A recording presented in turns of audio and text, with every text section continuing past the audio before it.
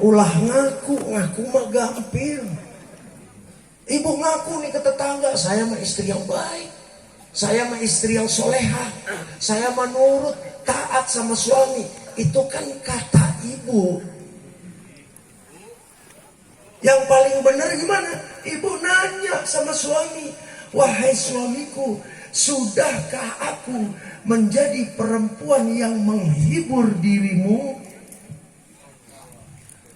Bu,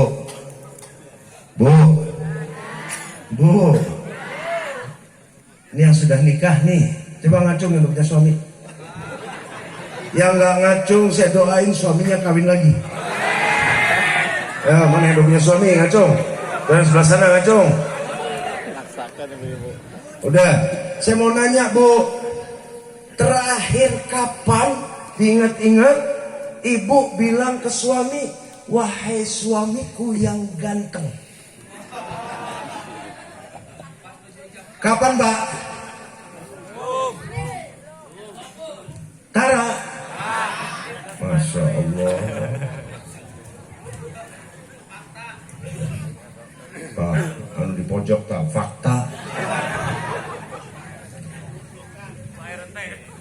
Jadi kalau mau tuh jangan ngaku. Ngaku tuh gampang. Yang susah itu di aku. Ngaku jadi orang baik semenit. Ngaku ahli ibadah semenit. Ngaku dermawan semenit. Yang jadi masalah di aku nggak. Iya, kalau lari kepada Rasulullah SAW, kita ngaku umatnya, semua ngaku. Jarang ada yang bertanya, saya di aku nggak sama Nabi. Baru berasa di sini. Kumaha arek di aku, kenal aja enggak. Gimana mau di aku, cinta aja enggak. Gimana mau di aku, sholawat aja jarang. Gimana mau di aku, bikin Nabi tersenyum enggak pernah. Iya, bapaknya juga sama. Ngaku saya suami yang tanggung jawab kepada anak istri. Boleh nggak saya duduk? Boleh ya. Soalnya kalau saya berdiri paling lama 15 menit kelar. Pilih berdiri duduk. Emang hobinya nyiksa. Punten ya Pak, punten. Ketika seorang suami mengatakan saya sudah menjadi suami yang tanggung jawab, itu kan kata bapak. Sekali-kali tanya sama istri, wahai istriku, sudahkah aku menjadi suami yang bertanggung jawab, menjadi pelindung, yang membimbing, yang membina, yang menyayangi dirimu dan anak-anak? Pak, coba yang punya istri ngacung. Saya ngacung, saya punya istri. Angkat tangannya. Yang nggak ngangkat saya doain. Bonggang. Coba saya mau nanyanya sama ibu-ibu. Bu, kapan Bu suami ibu bilang istriku yang cantik? Kapan Bu? Pengantin baru?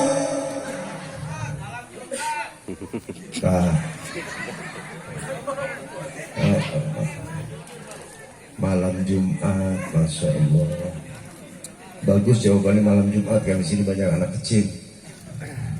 Jadi pakai kias. Sulit Bapak. Jadi suami, ya Allah ya Rabb. Kebanyakan orang taunya jadi suami tanggung jawab memberi nafkah lahir wabatin. Udah paham belum? Nafkah lahir batin teh eta anu kumaha? Udah tahu belum? Belum. Nikah udah berapa tahun? Kebanyakan salah di sini nih. Nafkah lahir selalu diucapkan dengan gampang. Saya sudah Beb memberi makan anak istri saya. Saya sudah Beb memberi pakaian anak istri saya. Saya sudah Beb membuatkan rumah atau mengontrakkan rumah bagi anak istri saya. Sandang, papan, pangan, saya sudah tanggung jawab. Eta naon? Nafkah lahir.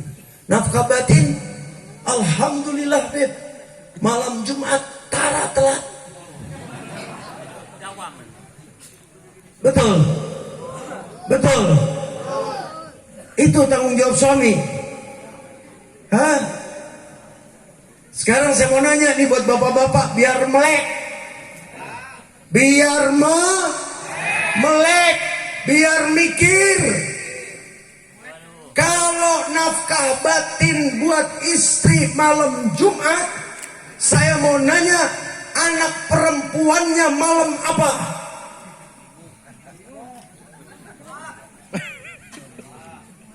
Mulai tengah bulan. Kan anak istri wajib dinafkahi lahir batin. Anak dikasih makan, istri dikasih makan. Anak dibeliin pakaian, istri dibeliin pakaian. Anak tinggal di rumah, istri tinggal di rumah. Nafkah lahir, anak istri dapat semua, sama. Lalu nafkah batin, katanya malam Jumat buat istri. Saya tanya, anak perempuan malam apa? Terus anak laki malam apa?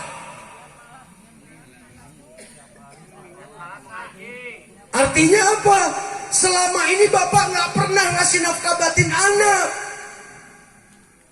Ngaku orang tua udah ngasih nafkah. Buktinya ditanya malam apa nggak bisa jawab. Mi,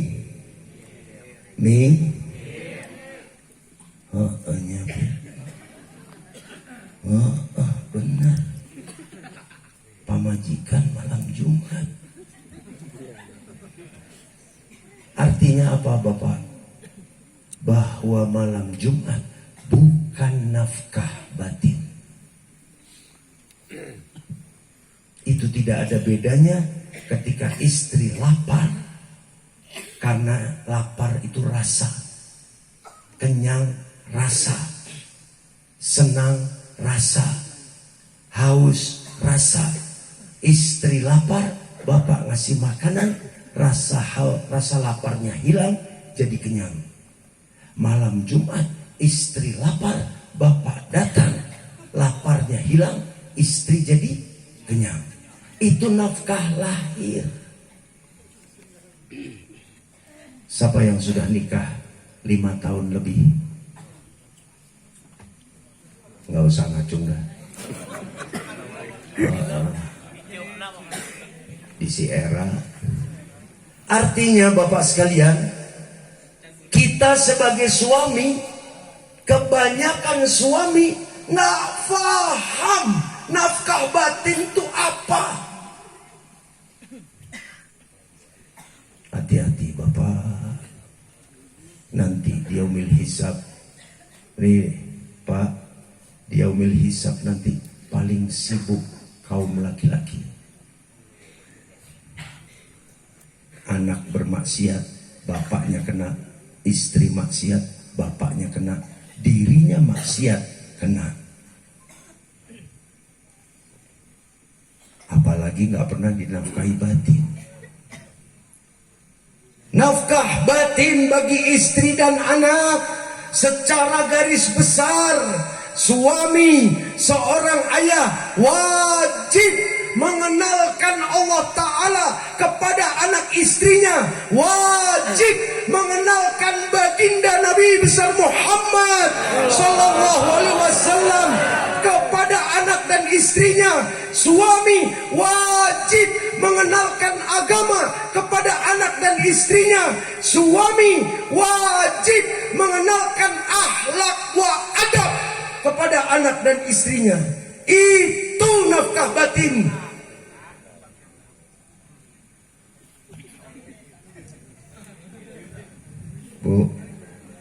Bu, paham? Terus bangga punya suami kayak model sekarang ini. Bu, yang ibu mintain tiap hari apa? Duit. Di sini ada nggak Pak? Saya nanya ke bapaknya aja dah. Ibunya soalnya malu-malu jawab. Yang punya istri, pernah nggak istrinya datang ke bapak? Wahai suamiku, tolong ajari aku membaca surat Al-Fatihah. Ayah pamajikan anu gitu Pak? Daya kunaon dipilih.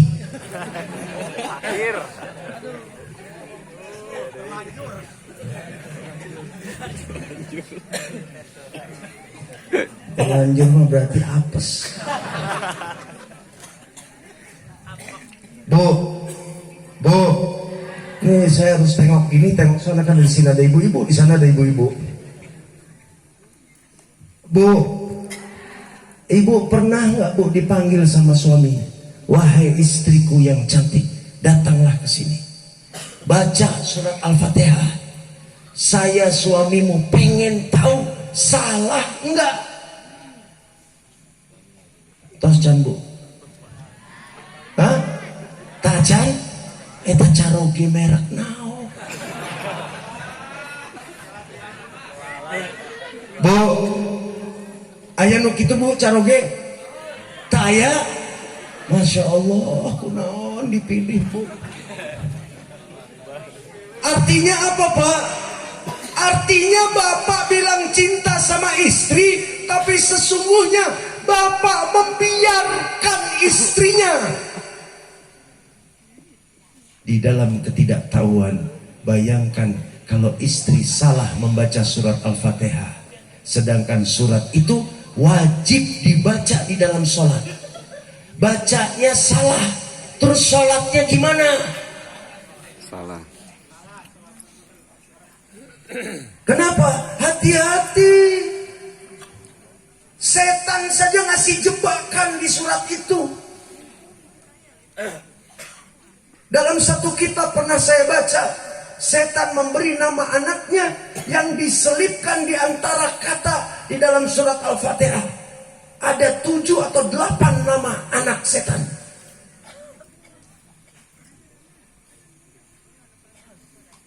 Nama pertama Dulil.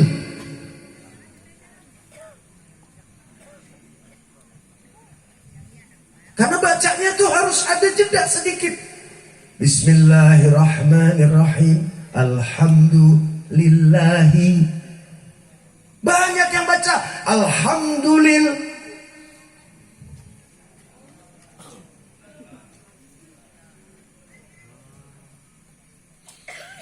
Alhamdulillahirabbil alamin. Anak setan yang kedua namanya Bi'a. Di Ar-Rahman Ar-Rahim nggak berani setan. Maliki Yaumiddin. Maliki Yaumiddin. Anak ketiga Kiyau.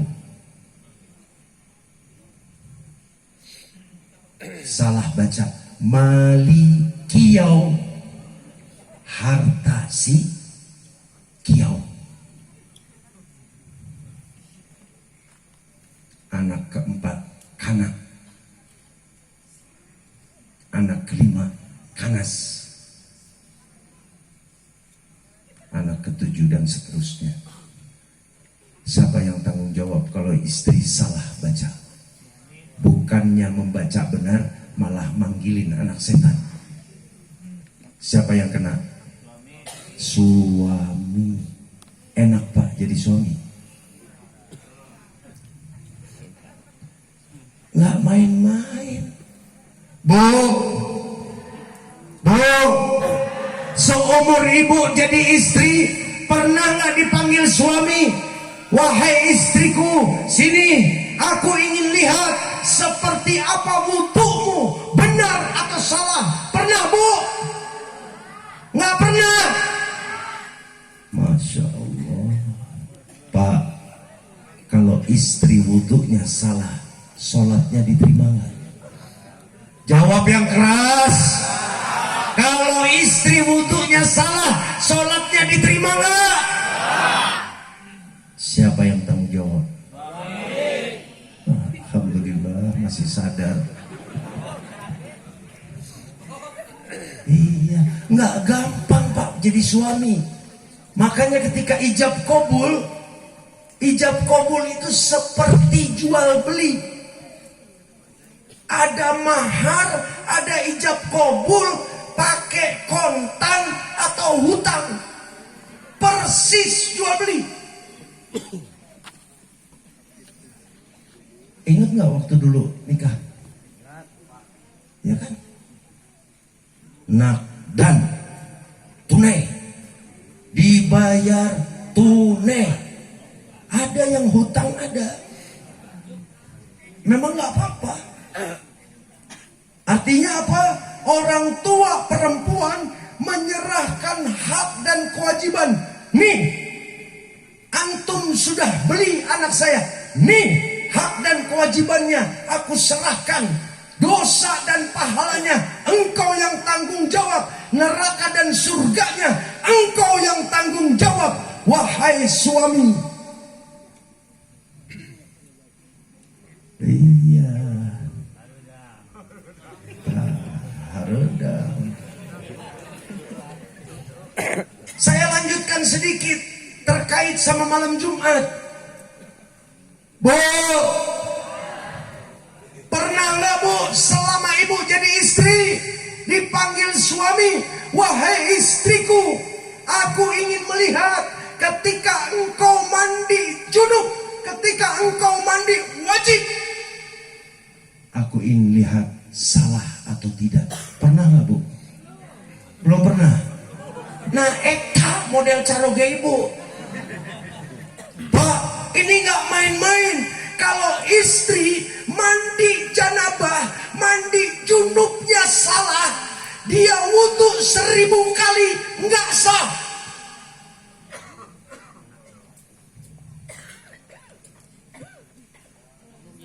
Siapa yang tanggung jawab?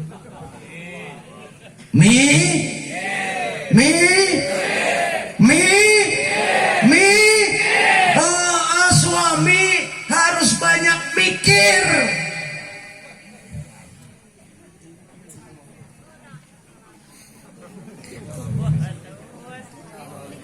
Yang ibunya juga aneh. Yang diminta duit deh, acis deh, duit deh. Ini akhirnya Pak Lurah punten ya, bubar acara, ya berantem nih di rumah masing-masing. Ulahnya ya kan ilmu. Jadi yang suami sadar, ya Allah, selama ini saya jadi suami ternyata. Yang istrinya juga gitu, ya Allah, selama ini saya jadi istri ternyata. Bu, yang bisa jawab, saya kasih hadiah 200.000 cash.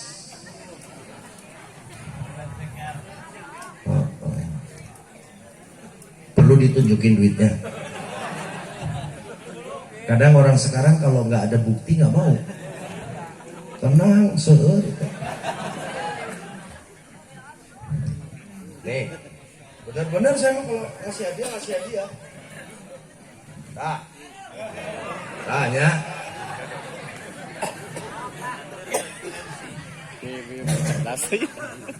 Ini pertanyaan buat ibu-ibu. Siapa yang tahu tugas utama seorang istri terhadap suaminya?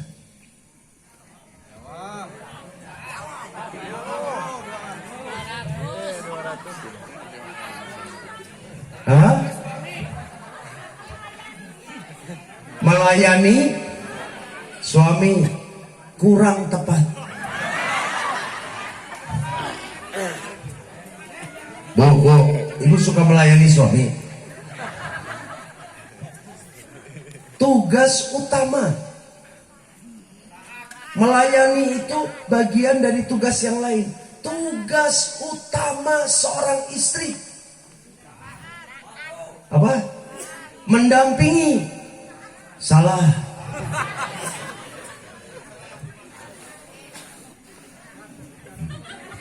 Kenapa, Bu? Nyuci baju.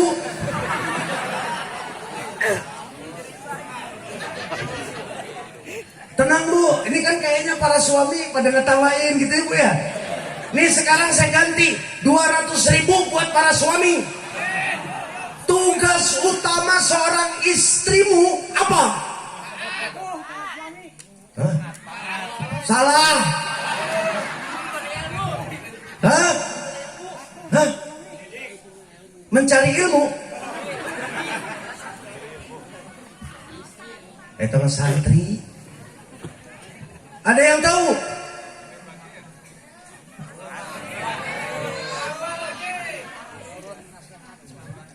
Menuruti nasihat suami kurang tepat. Kan pertanyaan saya jelas. Tugas utama patuh berbakti. Ayo ngeno eta wae. Sudah nggak ada yang tahu. Kalau nggak ada yang tahu nih saya masuk kantong lagi nih.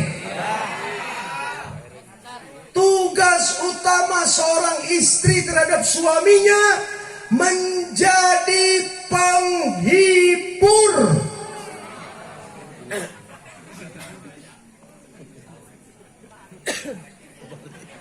Tunggu.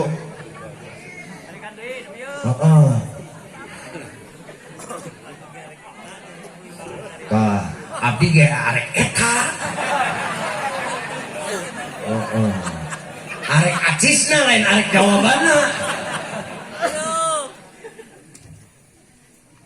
Menghibur itu melayani, Bu. Yang tadi jawab melayani belum tentu menghibur. Ibu melayani tapi dengan wajah cemberut, itu bukan menghibur. Yang tadi bilang taat patuh, patuh mah patuh, taat mah taat, tapi muka ditekuk.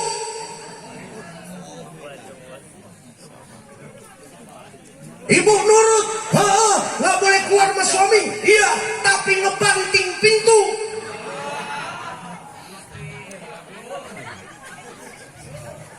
Harus cerita.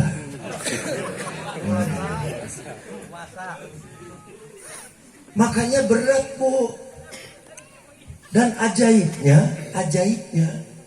tugas ini diambil punten. Tugas ini diambil oleh yang ibu-ibu suka hinakan. Menjadi penghibur diambil oleh wanita penghibur alias PSK alias pelacur. Bu, kalau ibu pengen jadi istri yang solehah, belajar jadi pelacur buat suami. Jadi pelacur buat suami. Coba ibu perhatiin tuh, mungkin yang suka nonton TV atau apa, perhatiin. Pernah nggak pelacur maki-maki tamunya? Gak pernah. Tamunya datang, mukanya rata kayak tembok. Rata. Datang disambut ganteng kemana aja. Yang diharapin apa, Bu? Yang diharapin apa, Bu? Duit. Segede apa? Paling banter kalau ukuran nggak sampai, paling 5 juta nggak segede.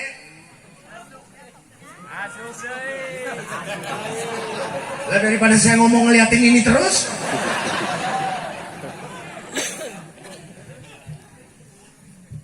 Tuh, Bu.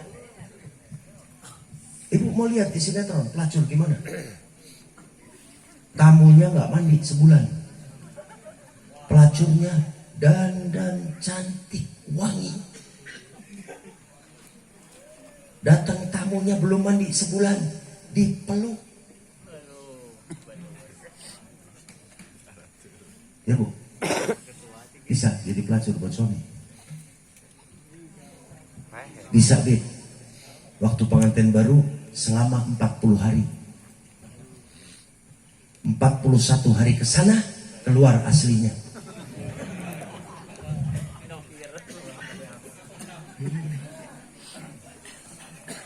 Yang diharapkan sama pelacur apa? Saya tahu yang dibatin ibu-ibu. Iyalah Beb, dia mau begitu kan dibayar. Bener, dibayar paling mahal 100 juta, dibayar paling mahal mungkin 50 juta. Allah Ta'ala memberi bayaran yang luar biasa. Siapa-siapa istri yang menghibur suaminya menjadi istri soleha, maka dipersilakan masuk ke dalam surga. Pilih mau lewat pintu yang mana. Jauh tuh jeng pelacur. Jauh tuh. Surga dibanding 10 juta apa artinya? Surga dibanding 100 juta apa artinya? Tapi subhanallah, elehku,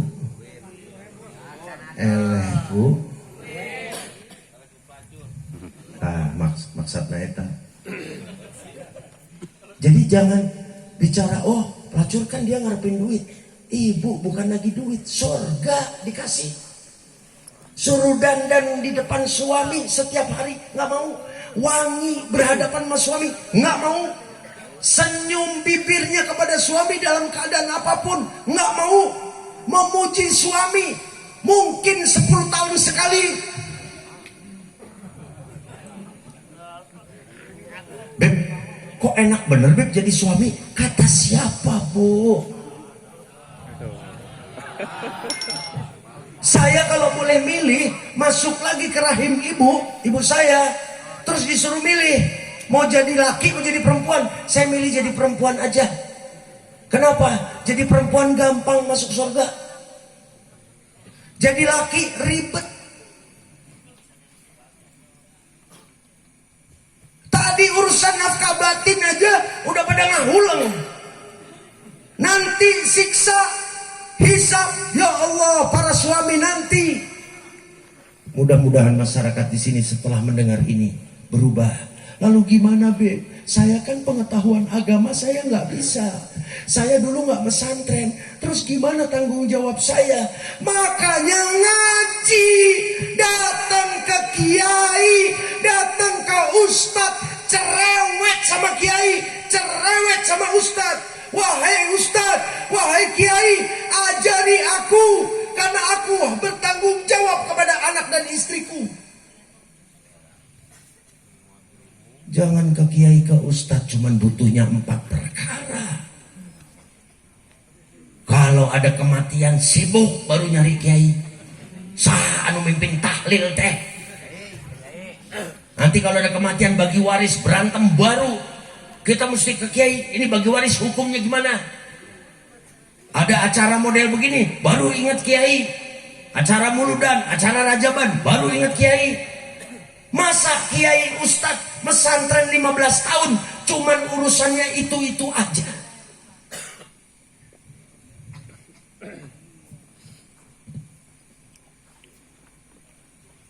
Halo. Kunaon teh? Mi?